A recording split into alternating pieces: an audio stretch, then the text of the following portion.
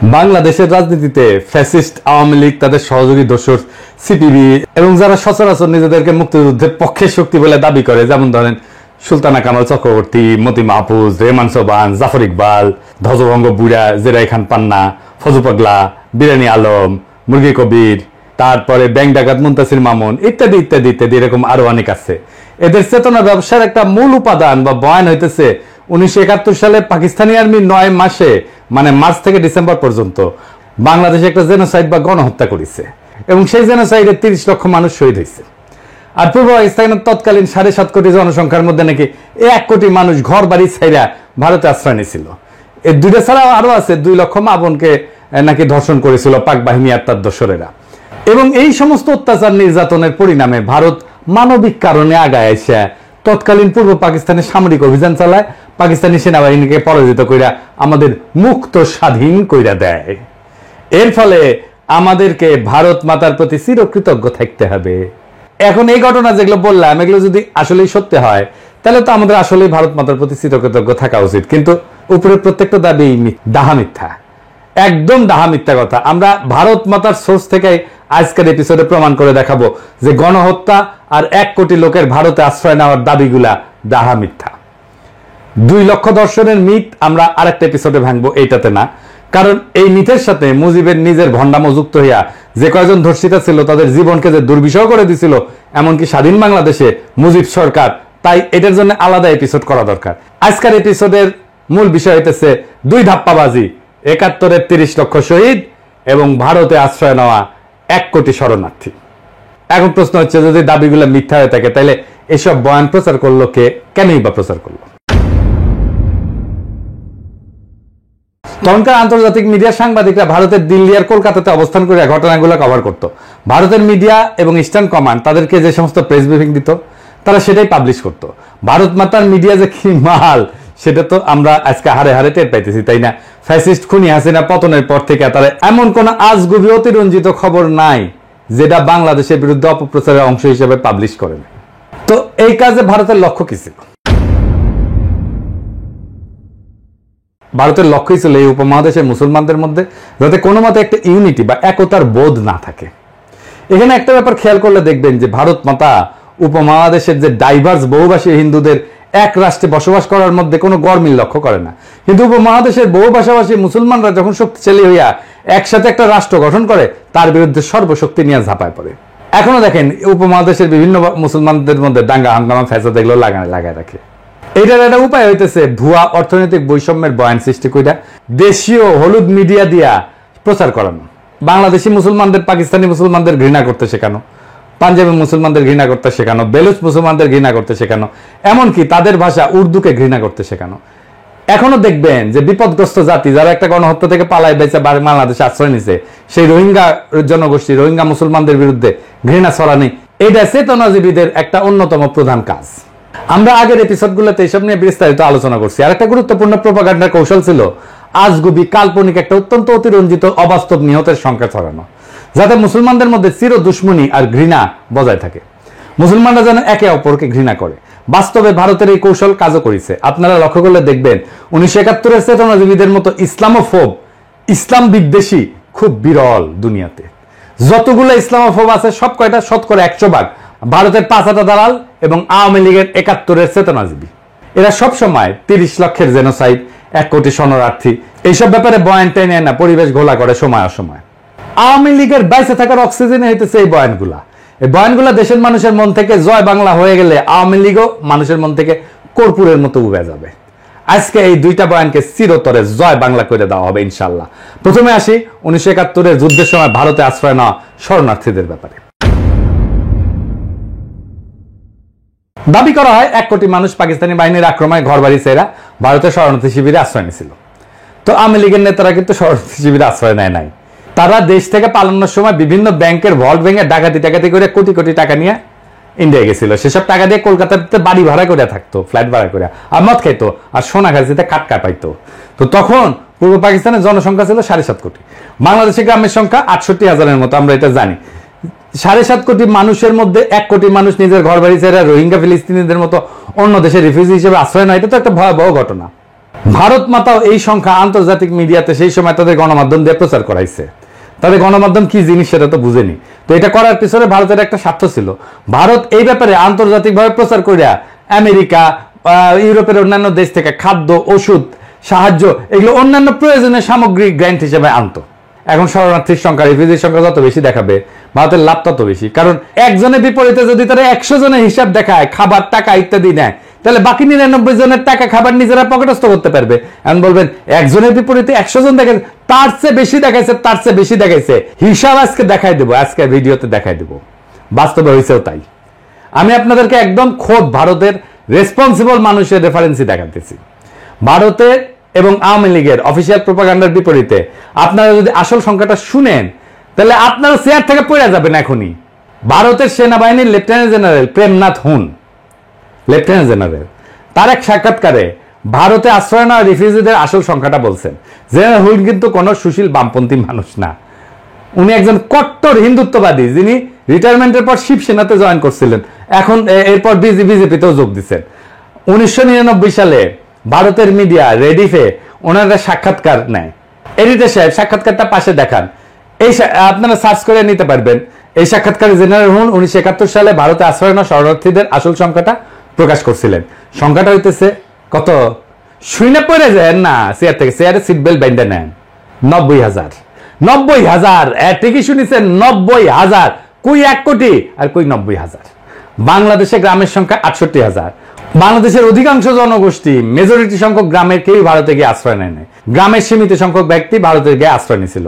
এখন কাটালানি পতনের পরই তো ফ্যাসিস্ট আওয়ামী লীগের দুর্বৃত্তরা বিপ্লবী জনতার দাওয়া খেয়া প্রায় লাখখানেক দুর্বৃত্ত ভারতে গিয়ে আশ্রয় নিছে। কলকাতাত আওয়ামী লীগ আবার অফিস খুলিছে। আরো অনেক দুর্বৃত্ত পলাইতে গিয়ে বিপ্লবী জনতার হাতে ধরা গেছে। কালামানিক তো পলাইতে গিয়ে সর্বস্ব হারায় মনের দুঃখে কলা পাতের উপরে শুয়েছিল।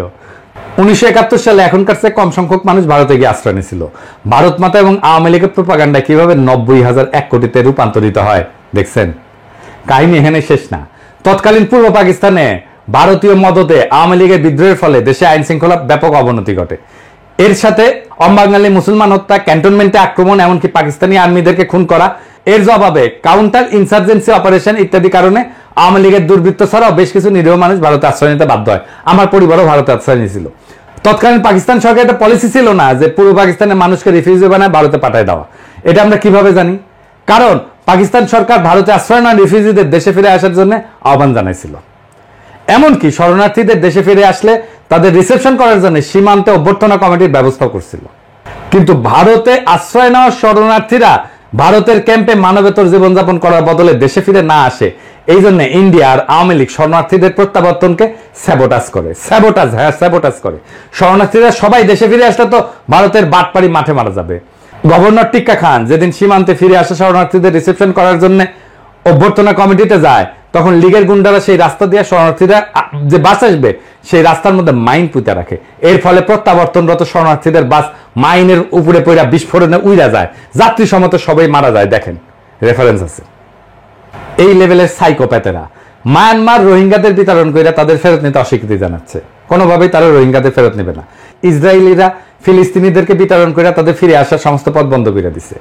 ইসরায়েল কোনোভাবেই ফিলিস্তিনিদের রাইট টু রিটার্ন এটা অ্যাকনোলেজ করে না। পাকিস্তান সরকার এর ঠিক উল্টা পলিসি নিয়েছিল এবং ভারতে যাওয়া সমস্ত রিফিউজিকে দেশে ফিরে আসার আহ্বান জানায়। এমনকি সেপ্টেম্বর মাসে ইয়াহিয়া খান পূর্ব পাকিস্তানের সমস্ত বিদ্রোহীদের সাধারণ ক্ষমা ঘোষণা করে, যাতে তারা নির্ভয়ে দেশে ফিরে আসতে পারে। এইটা তো গেল ভারতের তথাকথিত 1 কোটি রিফিউজির কাহিনী। এইবার আসি দ্বিতীয় বিষয়ে, সবচেয়ে বড় বিষয়, 30 লাখ শহীদ। বিএনপি তাদের যে 31 দফা দিছে, সেখানে 22 নম্বর দফা এই ব্যাপারে তারা একটা প্রতিজ্ঞা করেছে। কি আছে সেখানে আসেন দেখা যায়। অনেকগুলো দাবির মধ্যে এটা বলছে যে 71 সালে নিহত হওয়া মানুষের সংখ্যা এক্সটেন্সিভ সার্ভে করে বের করবে। তো এক্সটেন্সিভ সার্ভে কে করবে, কিভাবে করবে, সেটা পদ্ধতিগত স্বচ্ছতা কতটুকু থাকবে, এমস্ত ব্যাপারে একটু পরে আসতেছি। এর আগে 2015 সালের ডিসেম্বর মাসে বেগম খালেদা জিয়া এই ব্যাপারে একটা বক্তব্য দিয়েছিলেন। সেটা শুনে আওয়ামী লীগ আর সিপিবি বামদের মাথা খারাপ হয়ে গেছিল, চিল্লাপাল্লা শুরু করছিল। পারলে ওই দিনই খালেদা জিয়াকে জেলে নিয়ে যায়। খালেদা জিয়া বলছিলেন যে মুক্তিযুদ্ধের শহীদদের সংখ্যা নিয়ে বিতর্ক আছে। দেখেন এবং এডিটর সাহেব কথাটা শুনায় দেন। আজকে বলা হয় যে এত লক্ষ লোক শহীদ হয়েছে, এইটা নিয়েও অনেক বিতর্ক আছে যে আসলে কত শহীদ হয়েছে মুক্তিযুদ্ধে, এটা নিয়েও বিতর্ক আছে, নানা বই হিসাব আছে। এখনো অনেকেই বলে, এমনকি যারা আওয়ামী লীগ বিরোধী তারাও বলে যে 71 সালে মুক্তিযুদ্ধ শেষে সোহরাওয়ার্দীর বডিগার্ড যখন 10 জানুয়ারি 9 মাস পশ্চিম পাকিস্তান থেকে বাংলাদেশে ফিরে আসে, তখন সে এক বিদেশি সাংবাদিককে নিহতের সংখ্যা 3 লাখ বলতে গিয়ে ইংরেজিতে ভুলে 3 মিলিয়ন বলে। এরপর একবার বলে ফেলার পর সেটা বারবার রিপিট করতে করতে আন্তর্জাতিক মিডিয়াও আনক্রিটিক্যালি কোনো যাচাই বাছাই ছাড়াই সেই সংখ্যা বিভিন্ন জায়গায় কপি পেস্ট করে প্রিন্ট করে প্রচার করতে থাকে। এখন এইটা সাংবাদিকতা পেশার একটা কমন বৈশিষ্ট্য যে সাংবাদিকরা এক জায়গায় পাবলিশ হওয়া রিপোর্ট কপি পেস্ট করে নিজেদের মধ্যে পাবলিশ করতে থাকে। আসল ইনভেস্টিগেটিভ সাংবাদিকরা ব্লাইন্ডলি কোনো রিপোর্ট কপি পেস্টের অভ্যাস ফলো করে না, সেই ব্যাপারে তদন্ত করে দেখে। এটা খালি বাংলাদেশে না, আমেরিকা সহ পাশ্চাত্যের মিডিয়াতেও হয়। ইনভেস্টিগেটিভ জার্নালিজমের আইকন ওয়াগারের পথ বালক না, ওয়াগারের পথ বালক না, এগুলো আইকন, মেলা আইকন আছে। সেমর হার্স নামে একজন বিখ্যাত ইনভেস্টিগেটিভ জার্নালিজমের আইকন আছে, এ ব্যাপারে অনেক লিখছেন এবং তার গ্রাউন্ড ব্রেকিং সব ইনভেস্টিগেশন রিপোর্ট যেগুলো সবগুলো মেজর নিউজ মিডিয়ায় আলসেমি করে কপি পেস্ট করে অসংখ্য বয়ানকে তথ্য প্রমাণ সহ রিপিউট করছে। এখন যারা বলে সোহরাওয়ার্দীর বডিগার্ড 3 লাখ বলতে গিয়ে 30 লাখ বলছে, তারা ওই 3 লাখ সংখ্যাটাই বা কোন সার্ভের ভিত্তিতে পাইছে? যদি এটা জিজ্ঞেস করেন এই ব্যাপারে কোনো জবাব পাবেন না। ঘুরে ফিরে কিছু পেপারে কপি পেস্ট করে কিছু আর্টিকেল বড় জোর দেখাবে যেসব আর্টিকেলে কোথাও কোনো ধরনের ফিল্ড সার্ভের কোনো রেফারেন্স থাকে না। এখন এটা মানলাম যে সোহরাওয়ার্দীর বডিগার্ড মূর্খতা ছিল, তো কয়েকবার ফেল করে ক্লাস 10 পাস করছে, ম্যাট্রিক পরীক্ষায় নকল করে পাস করতো আর অন্যদেরকে নকল করতে উৎসাহ দিত। সে লাখকে ইংরেজিতে মিলিয়ন বলছে। এখন প্রশ্ন হচ্ছে 3 লাখ সংখ্যাটাও তো 30 লাখের মতোই ভিত্তিহীন, বাইরে একটা সংখ্যা। যারা এই সংখ্যা প্রচার করে তারাও তো আজগুবি একটা সংখ্যা প্রচার করে। এবার আসেন আসল সংখ্যা কত ছিল সেটা বের করা যাক। আস্তে আস্তে সব রেফারেন্স দেখাইতেছি, এবার আপনারা চেয়ার থেকে মাটিতে পড়ে যাবেন, হ্যাঁ, অথবা আপনাদের সোয়াল খুলে ঝুলে পড়বে। আসেন দেখি সেটা। প্রথমত 3 লাখ সংখ্যা নিয়ে একটা রেফারেন্স দেখাই। 71 সাল নিয়ে সবচেয়ে বেশি স্কলারলি বই হইতেছে লিসন আর রোজের। বইয়ের নাম হইতেছে war and secession, Pakistan, India and the creation of Bangladesh. 1991 সালে পাবলিশ হয় বইটা। এখানে 2 জন লেখক এই বইতে দেশগুলোর সমস্ত অফিসিয়াল ডকুমেন্ট রিভিউ করছেন এবং 3 দেশের 71 সালে ভূমিকা রাখা সব গুরুত্বপূর্ণ ব্যক্তিদের ইন পার্সন সামনাসামনি সাক্ষাৎকার নিয়েছেন। এই সমস্ত তথ্য প্রমাণ তারা বিশ্লেষণ করিয়া এই বইটা লিখছেন। এটা অত্যন্ত গুরুত্বপূর্ণ একটা প্রামাণ্য বই। এই বইয়ের লেখকেরা 71 সালে বাংলাদেশে যুদ্ধের নিয়ন্ত্রণ করা 2 জন অত্যন্ত সিনিয়র ভারতীয় সাক্ষাৎকার নিছেন, যেখানে তাদের জিজ্ঞেস করা হয় 71 সালে নিহত বাঙালির সংখ্যা কত। একজন ভারতীয় উত্তর দেয় 3 লাখ, কারণ সে টের পাইছিল এই ঘাঘু লেখকদের কাছে 30 লাখের মতো অবাস্তব হাস্যকর একটা সংখ্যা বেচা যাবে না। সে অন্য প্রচলিত সংখ্যা 3 লাখ বলে দেয় ফট কইরা। মজার ব্যাপার হচ্ছে ওই ভারতীয় যখন 3 লাখ বলে তার পাশে বসে থাকা আরেকজন ভারতীয় তার দিকে কটমট করে তাকায়, সংখ্যা বাড়ায় এটা বোঝানোর জন্য। এরপর প্রথম ভারতীয় এক ধাক্কায় তার সংখ্যা বাড়ায় 5 লাখ বলে ফেলে, মানে মাথায় যা আসে সেটা ফসাদ করে কয়া দেয়। তো ইন্ডিয়ান প্রোপাগান্ডা কি মাল সেটা তো আজকাল জাতি ভালো করে বুঝছে। মেইনস্ট্রিম মিডিয়াগুলো পর্যন্ত একটা ঘটনার ছবি আর একটা ঘটনার ছবিগুলো চালায় দেয়। এইখানে লেখক 2 জন সেই ঘটনা বিবরণ লিখছেন এবং মতামত দিচ্ছেন, এবং হতাহতের সংখ্যা যাই হোক এর মধ্যে অনেক প্রশ্ন আছে, যেমন কতজন যুদ্ধ করতে দেয়া মারা গেছে, কতজন বিহারি ছিল, অবাঙালি মুসলমান ছিল, এর মধ্যে কতজন পাকিস্তানি বাহিনীর হাতে, কতজন ভারতীয় বাহিনীর হাতে, কতজন মুক্তি বাহিনীর হাতে মারা গেছে, বা পাকিস্তানি বাহিনীর কতজন মারা গেছে, রাজাকার কতজন মারা গেছে। এইবার আসি ইনভেস্টিগেটিভ ফিল্ড সার্ভে নিয়ে। ইনভেস্টিগেশনের আগে কিছু জিনিস ক্লিয়ার করা জরুরি। অধিকাংশ বাঙালি দেশ করা বাঙ্গু সুশীল প্রগতিশীল সামরিক ব্যাপারে একদম অজ্ঞ। এই জন্যই মুক্তিযুদ্ধ নিয়ে এত মিথ তৈরি করা গেছে। অজ্ঞ মানে একেবারে গণ্য মূর্খ, মূর্খসোদা। এমনকি যারা নিজেদেরকে ট্রেনিং প্রাপ্ত মুক্তিযোদ্ধা বলে দাবি করে তারা মূর্খসোদা সামরিক ব্যাপারে। মুক্তিযুদ্ধের একদম সামরিক মিলিটারি বিশ্লেষণ আর অ্যানালাইসিস আমরা সামনের আর এক এপিসোডে করবো। এখন কইতে পারেন দাদা ট্রেনিং প্রাপ্ত মুক্তিযোদ্ধারা কিভাবে সামরিক ব্যাপারে অজ্ঞ হয়? তারা তো বড় বড় ডায়লগ মারে, অস্ত্র জমা দিয়েছি, ট্রেনিং জমা দেই নাই। তো অস্ত্র আর ট্রেনিং, পুলিশ বা সামরিক ব্যাকগ্রাউন্ড ছাড়া কাউরে অস্ত্র হাতে দেন? কেউ যদি চালাইতে পারে, ধরতে পারে ঠিক মতো, আমরা এসে কইয়েন। পুলিশ, মিলিটারি বা ইপিআর ব্যাকগ্রাউন্ডের মুক্তিযোদ্ধাদের বাইরে সকল মুক্তিযোদ্ধাদের যে কত বেইজ্জত করছি তার হিসাব নাই। আমার লগে বসাই দেন লাইভে, আমি আজকে চ্যালেঞ্জ দিতেছি, আমি প্রমাণ করে দিব অস্ত্রই ধরে নাই। আমি ওদের কি জিজ্ঞাসা জানেন কি অস্ত্র ইউজ করতেন, কত ক্যালিবারের বুলেট ইউজ করতেন, ব্যারেল লেংথ কত, ব্যারেল লেংথ কইতে পারলে জিজ্ঞাইতাম কি কামে ইউজ করতেন, অ্যাকশন কি, বোল্ট পাম্প না সেমি অটো না ফুল অটো, রেট অফ ফায়ার কত, ইফেক্টিভ রেঞ্জ কত, ম্যাগাজিন ক্যাপাসিটি কত, এখানে কাট হয়ে যাবে। আমার সাথে লাইভে আসেন। কোন মুক্তিযোদ্ধা বেড়া আছেন আমার সাথে লাইভে আসেন। বাংলাদেশের সব টিভি চ্যানেলকে বললাম আমার লাইভ প্রচার করবেন, কোন মুক্তিযোদ্ধা যার যে পুলিশ না, ইপিআর না, যে মিলিটারির ব্যাকগ্রাউন্ড নাই, যে সাধারণ মানুষ মুক্তিযুদ্ধ ট্রেনিং করে অস্ত্র জমা দেই নাই কইছে, ওরে নিয়ে আসেন আমার সামনে বসে দেন। অস্ত্র ধরে নাই, ওটা আমি প্রমাণ করে দেবো। ইন্ডিয়া যাদেরকে কি ট্রেনিং দিছিল সেটা আমি ইন্ডিয়ান জেনারেলদের বই থেকে রেফারেন্স দিয়ে দেখাইতেছি। ইস্টার্ন কমান্ডের chief of staff general Jacob তার বইতে কি লিখছে দেখেন। উনি বলছেন যে একদম আনট্রেন্ড, সামরিক ব্যাপারে পরিচিতি নাই এরকম মানুষদের মুক্তিবাহিনীতে এনরোল করা হতো। এদেরকে প্রপার ট্রেনিং দিয়ে কার্যকর করতে কমপক্ষে 3 মাসের ট্রেনিং দেওয়া লাগতো। সেইখানে তাড়াহুড়া করে 3 থেকে 4 সপ্তাহে ভুগি ঝুঁকি কিছু ট্রেনিং দিয়ে ছেড়ে দেওয়া হতো। এর ফলে এদের কার্যকারিতা সীমাবদ্ধ ছিল। জেনারেল লক্ষ্মণ সিং, যিনি ইস্টার্ন ফ্রন্টের ডিভিশনাল কমান্ডার ছিলেন, উনি একই কথা লিখেছেন। তার বইয়ের নাম victory in Bangladesh. Eastern commander general Lakshman Singh সরাসরি মুক্তিবাহিনীকে প্রোপাগান্ডার প্রেসে পাবলিশ হওয়া তাদের কার্যকলাপকে ফিকশনাল বলছেন। বলছে এই সমস্ত ইস্টার্ন কমান্ডার প্রোপাগান্ডা মেশিনের প্রচার। মুক্তিবাহিনীর মিত্ররাই তাদের নামে এইসব লেখে, এইসব কথা পাকিস্তানিরা লেখে নাই।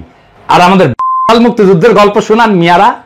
খোদ মুক্তিবাহিনীর ডেপুটি চিফ অফ স্টাফ একে খন্দকার তার বইয়ে হুবহু একই কথা লিখেছে। একে খন্দকারের এই বই লেখার পর আওয়ামী লীগ, জাফর ইকবাল, আনিসুল্লাহের পুচ্ছে আগুন লেগে গেছে। তার এডিট করতে হয়েছে, বই টেক্সট চেঞ্জ করতে হয়েছিল। 1971 সালের 18 সেপ্টেম্বর বিলাতের দ্য গার্ডিয়ান পত্রিকায় একটা আর্টিকেল প্রকাশিত হয়, big brother goes to war. লেখক শাস্তিব্রত একজন ব্রিটিশ বংশোদ্ভূত ভারতীয় বাঙালি সাংবাদিক, যিনি ত্রিপুরাতে ভারতীয় ট্রেনিং শিবির ঘুরে দেখে এসে সেখানে মুক্তিবাহিনীর ট্রেনিং নিয়ে একটা রিপোর্ট করে। রিপোর্টে এটাও লেখা আছে এই রিপোর্ট যদি ভারত থেকে করতো তাকে ভারতে গ্রেপ্তার করতো। 19 সেপ্টেম্বর মাসে আগরতলাতে একটা ক্যাম্পে মুক্তিবাহিনীর ভলান্টিয়ারদের সাথে কথা বলে জানতে পারেন সেখানে 200 জনের ভলান্টিয়ারদের মধ্যে মাত্র 6 জনকে সামান্য কিছু ট্রেনিং দেওয়া হয়েছে এবং মাত্র 3 জন কোনো একটা অপারেশনে অংশ নিছে। সব অপারেশনে যেমন ব্রিজ ধ্বংস করে এরকম কাজে ইন্ডিয়ানরা কিন্তু নিজে করতো। আমি বলতেছি, লিখে দিচ্ছি, ইন্ডিয়ানরা নিজে করতো। মুক্তিবাহিনীর নিজেদের সদস্যদের মতে তারা বড় জোর একটা গ্রেনেড নিক্ষেপ করছে। এবার একটা মজার ভিডিও দেখেন মুক্তিবাহিনীর সাথে ভারতীয় ইন্সট্রাক্টররা কিরকম ব্যবহার করতো। এদিকে শেয়ারেন, দেখে দেন। এটাকে টানো,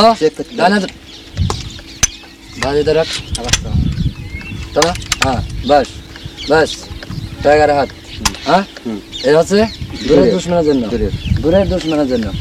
কি হয়েছে? চলো শীষ লাগাও, ঠিক যখন সামনে জানে শত্রু, পিছনে শত্রু, জানে শত্রু, পিছনে শত্রু, বাঁ শত্রু, পিছনে শত্রু, জানে শত্রু, পিছনে শত্রু। এই হচ্ছে জাফর ইকবাল, হুমায়ুন আহমেদ, আনিসুল হকের তৈরি করা মিথিক্যাল মুক্তি বাহিনীর আসল হাল। আর এটা নিয়ে ফজু পাগলা ধ্বজভঙ্গ বুড়া যে খান পান্না এসব শোনা গেছে মুক্তিযুদ্ধের মতো লাফালাফি। তা বাঙ্গু প্রগতিশীল যেহেতু সামরিক ব্যাপারে একদম লেজে গোবরে, এরা যেসব বয়ান বানায় সেগুলা কোনো reputable serious military scholar study করলে পাংচার করে দিতে পারবে এক মুহূর্তে। এবার আসেন আর একটা গুরুত্বপূর্ণ বিষয় নিয়ে আলাপ করি। 71 সালের যুদ্ধে ইস্টার্ন ফ্রন্টে পাকিস্তান আর্মির অর্ডার অফ ব্যাটেল কি ছিল? তাহলে কইবেন দাদা অর্ডার অফ ব্যাটেল কি? আমি এটা নিয়ে একটা সিরিয়াস বড় এপিসোড করেছি, আসবে পরে, সেটা বুঝবেন মুক্তিযুদ্ধের অর্ডার অফ ব্যাটেল নিয়ে। আজকে সংক্ষেপে একটু আলাপ করি। অর্ডার অফ ব্যাটেল হইতেছে একটা যুদ্ধে দুই পক্ষের মধ্যে কার কয়টা ইউনিট অংশ নিয়েছে, কোন ইউনিট কিরকম, সেটার একটা লিস্টই, তালিকা আর কি। যেমন দ্বিতীয় বিশ্বযুদ্ধে 1941 সালে জার্মানি যখন সোভিয়েত ইউনিয়নে হামলা করে সেটার নাম দিয়েছিল অপারেশন বারবারোসা। সেই অপারেশন বারবারোসা ছিল ব্যাপক একটা অভিযান, মিলিটারি ইতিহাসের সবচেয়ে বড় অভিযানগুলোর মধ্যে একটা।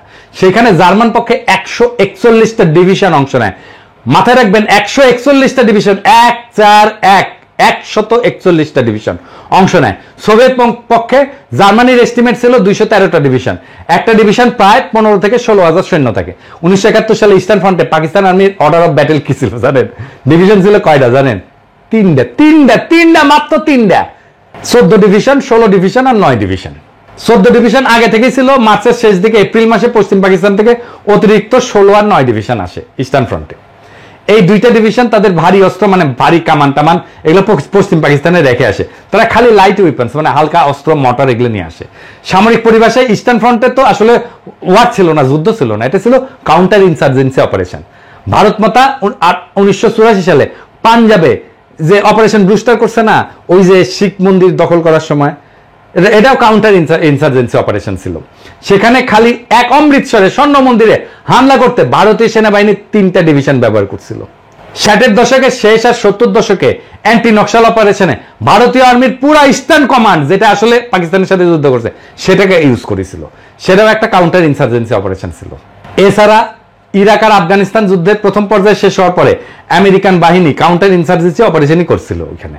ভিয়েতনাম যুদ্ধ আমেরিকা মূলত কাউন্টার ইনসার্জেন্সি অপারেশন করছে।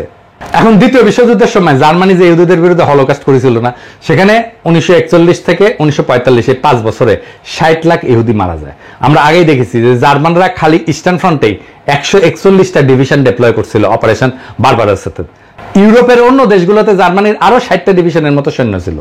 জার্মানরা সমগ্র ইউরোপ থেকে ইন্ডাস্ট্রিয়াল স্কেলে ইহুদিদের রেজিস্টার করে ট্রেনে করে নিয়ে এসে কনসেন্ট্রেশন ক্যাম্পে জড়ো কইরা সেখান থেকে বিশাল বিশাল গ্যাস চেম্বারে ঢুকায় ব্যাস আকারে ইহুদিদের মেয়েরা বিশাল ইন্ডাস্ট্রিয়াল ফার্নেসে তাদের মৃতদেহ পুড়ায় ফেলতো। জার্মানরা জাতি হিসেবে হাইলি এফিসিয়েন্ট জাতি। জার্মানি তখন প্রথম বিশ্বের একটা ইন্ডাস্ট্রিয়াল দেশ ছিল যাদের লজিস্টিক্যাল ক্যাপাবিলিটি ট্রিমেন্ডাস ছিল। এত এত মানুষ, সৈন্য, রসদ, এফিসিয়েন্সি মুভ করানো চারটেখানি কথা না। তাও এত এফিসিয়েন্ট ইন্ডাস্ট্রিয়াল একটা জাতি 5 বছরে শত শত ডিভিশন সৈন্য আর তাদের ট্রিমেন্ডাস ইন্ডাস্ট্রিয়াল লজিস্টিক্স ক্যাপাসিটি ব্যবহার করে সারা ইউরোপ খুঁজে খুঁজে মাত্র 60 লাখ ইহুদি মারতে পারলো। আর পাকিস্তানের মতো একটা তৃতীয় বিশ্বের দেশ মাত্র 9 মাসের কাউন্টার ইনসার্জেন্সি অপারেশনে মাত্র 3টা ডিভিশন ব্যবহার করিয়া, কোন বিশাল বিশাল গ্যাস চেম্বার, ইন্ডাস্ট্রিয়াল চুল্লি ব্যবহার না করিয়া 30 লাখ লোক মাইরা ফেলাইলো এবং লুকায় ফেলাইলো। গাঞ্জা না খাইলে নাকি প্রগতিশীল হওয়া যায় না। তো গাঞ্জার এই নৌকা কোন পাহাড়তলিতে নিছিল দেখেছেন? কেউ প্রশ্ন করে নাই, কেউ প্রশ্ন করে নাই, কাউরে প্রশ্ন করতে দেয় নাই। এটাই প্রগতিশীলতা, এটাই মুক্তিযুদ্ধের চেতনা। বাঙ্গু প্রগতিশীলদের গোজামিল দেওয়া বয়ানকে যে কোনো মিলিটারি এক্সপার্ট অ্যানালাইসিস করলে জয় বাংলা করে দিতে পারবে। 2023 সালে গাজার যুদ্ধে ইসরায়েল প্রায় 2 বছর ধরে গাজার উপরে ব্যাপক এরিয়াল বোম্বিং করছে। গ্যাস চেম্বারের পর এরিয়াল বোম্বিং হচ্ছে সবচেয়ে বড় এফিশিয়েন্ট মেথড অফ জেনোসাইড। যুদ্ধ বিমান থেকে 1000 বা 2000 পাউন্ডের একটা বোমা একটা ঘনবসতিপূর্ণ এলাকায় ফেললে ব্যাপক ক্ষয়ক্ষতি হয়, অসংখ্য মানুষ হতাহত হয়। ভিয়েতনাম যুদ্ধের 10 বছরে 1965 থেকে 1975 পর্যন্ত চলছে। আমেরিকার রেকর্ড অ্যামাউন্ট এরিয়াল বোম্বিং করছে। সমগ্র দ্বিতীয় বিশ্বযুদ্ধে আমেরিকার মতো একটা ইন্ডাস্ট্রিয়াল জায়ান্ট যারা যুদ্ধের সব ফ্রন্ট মিলায়, জার্মানি, জাপান, ইতালি সবার বিরুদ্ধে মোট 21 লাখ টন বোম ফেলছে বিমান থেকে। সেখানে শুধু ভিয়েতনাম যুদ্ধে আমেরিকা কত বোম্বিং করছে জানেন? কত করছে বোম্বিং? 70 লাখ টন।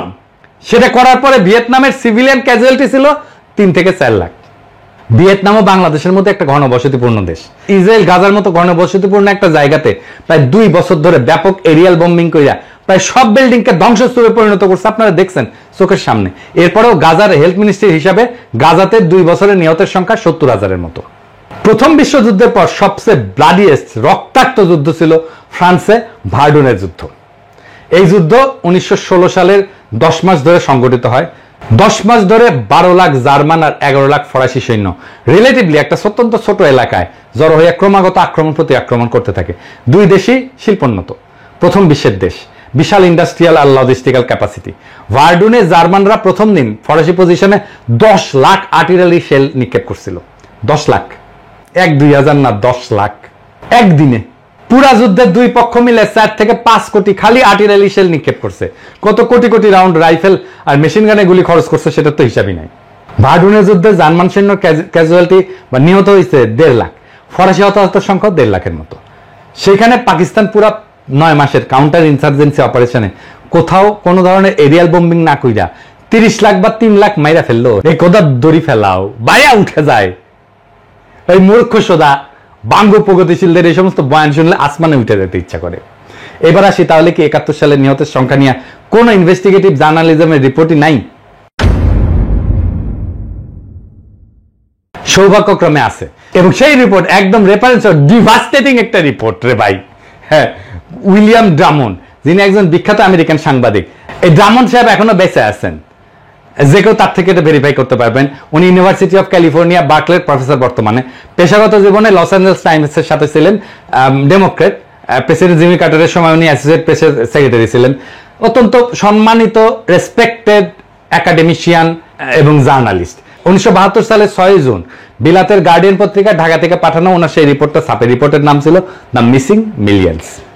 ড্রামন্ড যুদ্ধের পর বাংলাদেশে গ্রাম পর্যায়ে অসংখ্যবার ভ্রমণ কইরা গ্রামের মানুষজনের সাথে এই ব্যাপারে কথা বলেন। এছাড়া সরকারি বিভিন্ন মানুষের সাথে ব্যক্তিগতভাবে কথা বলেন। উনি লিখছেন ইংরেজিতে, মাই judgement based on numerous trips around Bangladesh and extensive discussion with many people at the village level as well as in the government is that 3 million death figure is an exaggeration so gross as to be absurd. তার মানে উনি বলতেছেন যে আমি বিভিন্ন সরকারি লোক এবং গ্রামের লোকদের সাথে আলাপ সালাপ কইরা যেটা বুঝতে পারছি যে এই 30 লক্ষ নিহতের সংখ্যা এত বেশি বাড়ায় বলা যেটা এটা অসম্ভব এবং ভুয়া একটা সংখ্যা।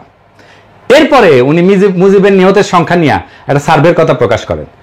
মুজিব 72 সালে দেশে এসে 30 লাখ নিহত বলার পর একটা সরকারি উদ্যোগ নিয়েছিলেন নিহতদের আসল সংখ্যা বের করার। স্বরাষ্ট্র মন্ত্রণালয়ের অধীনে দেশের তৎকালীন পুলিশের ইন্সপেক্টর জেনারেলকে দায়িত্ব দেওয়া হয় যে প্রত্যেক থানায় পুলিশের মাধ্যমে একটা রিপোর্ট পাঠাইতে। ওই থানায় 9 মাসে পাকিস্তান আর্মির হাতে নিহত মানুষের সংখ্যা কত এবং সেগুলো যোগ করে কত আসে। মুজিব সেই রিপোর্ট আসলে সংখ্যা দেখে স্বাভাবিকভাবেই সেটাকে ধামাচাপা দেয়। বিল রেমন্ড একদম সরকারের ভেতরের থেকে সেই রিপোর্ট দেখে সেটা সংখ্যা প্রকাশ করে। সংখ্যাটা কত সংখ্যাটা? আসল সংখ্যা শুনলে ভিমরি খাইবেন না, চেয়ার থেকে পড়ে যাবেন এক্ষুনি। কত? 3 লাখ, 1 লাখ, 30,000, 10,000? না, কোনোটাই না। 2,000। জি হ্যাঁ, ঠিকই শুনেছেন, 2,000। এই রিপোর্টটা এখনো আছে, যে কেউ নিজের চোখে সেটা পড়ে নিতে পারেন, স্পষ্ট লেখা আছে। ইংরেজি যেহেতু কইছে সেটা ঠিকই কইছে।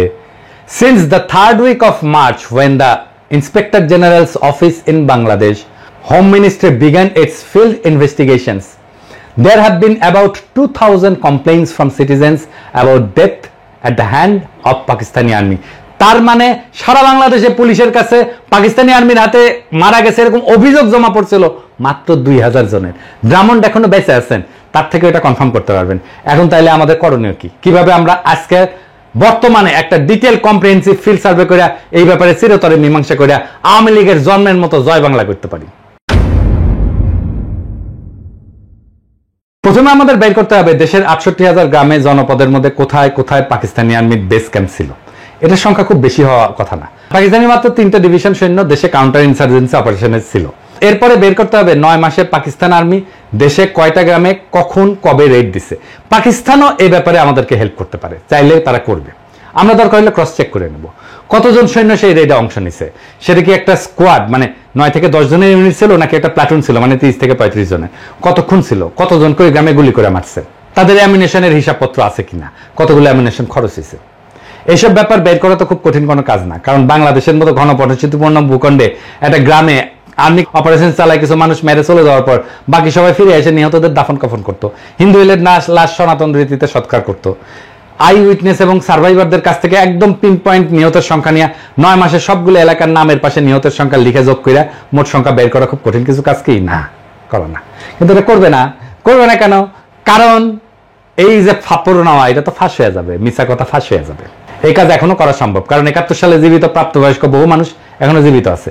এরকম রেড প্রত্যেক গ্রামে তো হয় নাই। দেশে 68,000 গ্রামের মধ্যে অতি অল্প সংখ্যক গ্রামেই হয়েছে। তার উপরে এক গ্রামে বড় জোর একবার কি 2বার এরকম রেড হয়েছে। পুরো ব্যাপারটা একটা ক্রোনোলজিক্যাল রিকনস্ট্রাকশন করতে হবে। ক্রোনোলজিক্যাল রিকনস্ট্রাকশন মানে দিন সময় সপ্তাহ অনুযায়ী পুরো 9 মাসের ঘটনাকে রিকনস্ট্রাক্ট করা এইভাবে সম্ভব। এটা করা হইলে কমন সেন্স আর ইনভেস্টিগেটিভ সব রিপোর্ট অনুসারে পাকিস্তান আর্মি কাউন্টার ইনসার্জেন্সির আসলে নিহতের সংখ্যা কয়েক হাজারে নেমে আসবে, আমি শিওর। এরপর সেই তদন্ত খালি বাঙালি না, ভারতীয় আওয়ামী সন্ত্রাসীরাতে যত অবাঙালি মুসলমান মারা গেছে তার পুঙ্খানুপুঙ্খ তদন্ত করে সেটাও বের করতে হবে। দুটো সংখ্যায় কম্পেয়ার করে ঠিক করা হবে কে আগে কার কাছে মাপ চাইবে। এই তদন্ত শেষ হওয়ার আগে কেউ কারো কাছে ক্ষমা চাওয়ার প্রশ্নই ওঠে না। পররাষ্ট্র সচিব জসিম খুব লাফাইছিল পাকিস্তানে ক্ষমা চাওয়া নিয়ে। আবার পাকিস্তানের টিম আসতেছে, এবার ক্ষমা চাওয়া বালসাল এই আলাপ যে তুলবে না তার পাশার শাল চামড়া সব উঠায় ফেলা হবে। যদি বেশি ফালাফালি করে বাটাম একেবারে খুলে ফেলাম এবার যদি কেউ এই আলাপটা তোলে। একবার যদি মুক্তিযুদ্ধের চেতনার কুরকুরে নিয়ে ওঠে তাদের। বিএনপি যেহেতু তাদের 31 দফার মধ্যে এই পয়েন্ট ইনক্লুড করছে, আল্লাহ চায় তো ভবিষ্যতে যদি তারা নির্বাচনে জিতে ক্ষমতায় আসে, চান্স যদিও কম, যাই হোক, তাহলে এইটা বাস্তবায়ন করুক। তারা কিভাবে বাস্তবায়ন করবে? যদি কোনো আমলা বা সচিবকে দিয়ে এটা কমিটি বানায়, দায় সারা অস্বচ্ছ তদন্ত চালায় রিপোর্ট দেয়, সেটা অবশ্যই আমরা প্রত্যাখ্যান করব। এখন বিএনপিতেও তো চেতনাজীবীতে ভৈরা শেষ, তার মধ্যে সব চেতনার দালালরা ঢুকে বসে আছে। যদি কোনো সুশীল বিএনপি বুদ্ধিজীবী চেতনাজীবী ধরে আয় না কমিটি বানানো হয়, সেটাও আমরা প্রত্যাখ্যান করবো। এই ব্যাপারে সবচেয়ে বেশি গুরুত্বপূর্ণ যেটা, সেটা হচ্ছে ফিল্ড ইনভেস্টিগেশনের স্বচ্ছতা। বাংলাদেশের আমলা, বিশ্ববিদ্যালয়, শিক্ষক এইসবের যা হজবরল অবস্থা, তাদের দিয়ে এই ম্যাগনিটিউডের কোনো কাজ স্বচ্ছভাবে দ্রুত এফিসিয়েন্টলি করার প্রশ্নই ওঠে না। ওই এফিসিয়েন্সি বাংলাদেশের নাই এখন। এটার জন্য একমাত্র সমাধান হচ্ছে একটা ওয়েল রেসপেক্টেড আন্তর্জাতিক কমিশনকে বাংলাদেশে ডেকে আনা, তাদের দিয়ে ফিল্ড সার্ভে করা, ইনভেস্টিগেশন করানো। কারা থাকবে সেই কমিশনে? সেখানে সামরিক যুদ্ধ মিলিটারি অপারেশনের ব্যাপারে অভিজ্ঞ, একটা অপারেশন ডিটেলস বর্ণনা শুনে সেখানে কি রকম ক্যাজুয়ালিটি হয়, সার্ভাইভার আই উইটনেসদের সাথে কথা বইলা আসল ঘটনা রিকনস্ট্রাক্ট করতে পারে এরকম লোক। এই সমস্ত ব্যাপারে যারা এক্সপার্ট তারাই সেই কমিশনে থাকবে। এখন প্রশ্ন করতে পারেন কে কে এই সমস্ত ব্যাপারে এক্সপার্ট? পৃথিবীর টপ স্কলারদের নাম দিতেছি যাদের দিয়া এই কমিশন গঠন করতে হবে, আমি নাম দিয়ে দিতেছি আজকেই। Professor Geoffrey Wawro, university of north টেক্সাসের সামরিক ইতিহাসের অধ্যাপক এবং ইউএনটি মিলিটারি হিস্ট্রি সেন্টারের পরিচালক। Professor John Mearsheimer, university of Chicago আর ওয়ার্ল্ডের Harrison distinguished service professor. Professor Benny Morris, Ben Gurion university নেগেভের মধ্যপ্রাচ্য স্টাডিজ বিভাগের ইতিহাসের অধ্যাপক। প্রফেসর উইলিয়াম ড্রামন, যার কথা আগে বলছি, UC Berkeley graduate school of জার্নালিজমের সাংবাদিকতার অধ্যাপক। Professor Christopher Andrew, university of কেমব্রিজের আধুনিক এবং সমসাময়িক ইতিহাসের এমিরেটাস অধ্যাপক। প্রফেসর টম নিকলস, অবসরপ্রাপ্ত স্ট্র্যাটেজি অধ্যাপক, ইউএস নেভাল ওয়ার কলেজ। এরা প্রত্যেকেই তাদের ফিল্ডের টপ স্কলারদের মধ্যে একজন। প্রত্যেকের একাডেমিক আর রিসার্চ ইন্টিগ্রিটি আনকোয়েশ্চেনেবল। এরা যৌথভাবে কোনো তদন্তের ওপিনিয়ন দিলে সেটা সমস্ত আন্তর্জাতিক গণমাধ্যম, যেমন ধরেন নিউ ইয়র্ক টাইমস বলেন, গার্ডিয়ান বলেন, ওয়াল স্ট্রিট জার্নাল বলেন, ওয়াশিংটন পোস্ট বলেন, দ্য টেলিগ্রাফ বলেন, লোমন্দ বলেন, সবাই সেটা বড় করে হেডলাইন নিয়ে ছাপবে এবং পজিটিভ রিভিউ দিবে। এদের ফিল্ডে করা কাজকে আন্তর্জাতিক মহলে ভারত আওয়ামী মার্কা ছাত্রীবাদে আর কেউ প্রশ্নই তুলবে না। এইভাবে যদি একটা স্বচ্ছ ট্রান্সপারেন্ট আন্তর্জাতিক স্কলারদের নিয়ে গঠিত কমিশন দেওয়া তদন্ত করানো হয়, সেটা ভারতীয় আওয়ামী বয়ানের ধুতির কাছা টাইনা খুলে দেবে। ভারত আওয়ামী লীগ বয়ান যেটা সৃষ্টি করা হয়েছিল উপমহাদেশের মুসলমানদের মধ্যে যাতে আজীবন শত্রুতা তিক্ততা বজায় থাকে, যাতে তারা কখনো একতাবদ্ধ হইয়া এই অঞ্চলের ভারতীয় আগ্রাসন মোকাবেলা করতে না পারে, সেটা চিরতরে জয় বাংলা হইয়া যাবে। ভারত মাতা আওয়ামী লীগ আর তাদের বয়ান নতুন বাংলাদেশের ইতিহাসে আস্থা করে নিক্ষেপিত হবে। নতুন বাংলাদেশকে এই সত্যভিত্তিক ইতিহাসেই শক্তি দেবে, যেখানে মিথ্যার স্থান হবে না আর সত্যের উপরে জনগণের আস্থা হবে আগ্রাসন প্রতিরোধের সবচেয়ে বড় অস্ত্র। ইনশাআল্লাহ জয় হবে সত্যের আর ইতিহাস লেখা হবে। এই প্রজন্ম মিথ্যার শিকল ভেঙে সত্যকে মুক্ত করছিল, আবার সেই সত্যকে সে মুক্ত করবে। ইনকিলাব জিন্দাবাদ।